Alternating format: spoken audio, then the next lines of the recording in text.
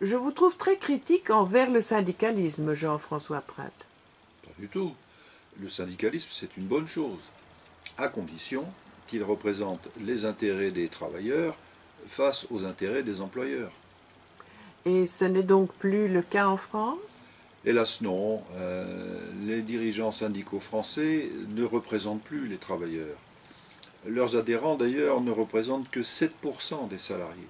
Et comment en est-on arrivé là?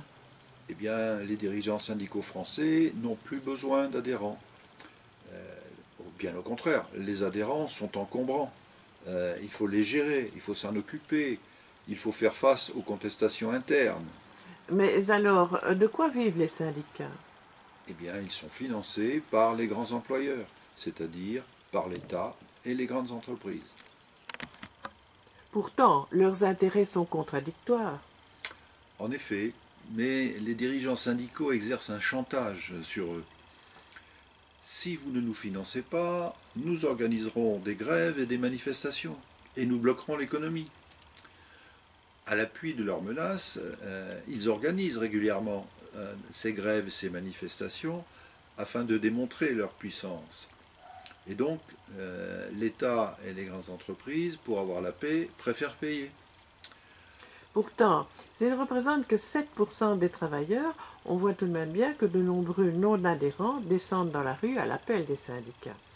En effet, mais comme les politiques, les dirigeants syndicaux sont des charlatans bonimenteurs qui pratiquent à merveille la dialectique et la démagogie. Ils n'hésitent absolument pas sur les moyens employés pour faire descendre les gens dans la rue. Et en outre, ils disposent de moyens financiers considérables. Lesquels? Ils gèrent des budgets colossaux.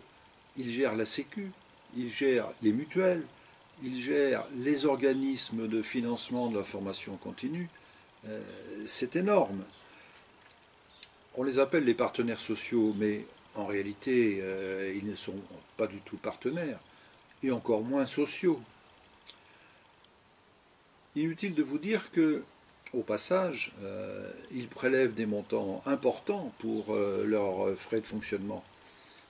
C'est donc d'ailleurs la raison pour laquelle ils s'opposent farouchement à toute réforme en profondeur. Mais que faudrait-il faire alors?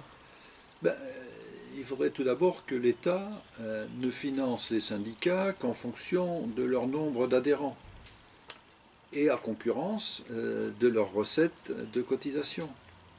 Ensuite, il faudrait que leurs dirigeants soient élus. Ce n'est pas le cas aujourd'hui?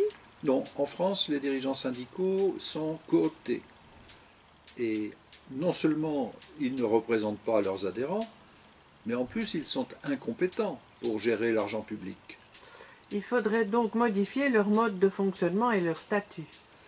Oui, en effet, il faudrait que nos syndicats français cessent de faire de la politique et se mettent enfin à faire du syndicalisme.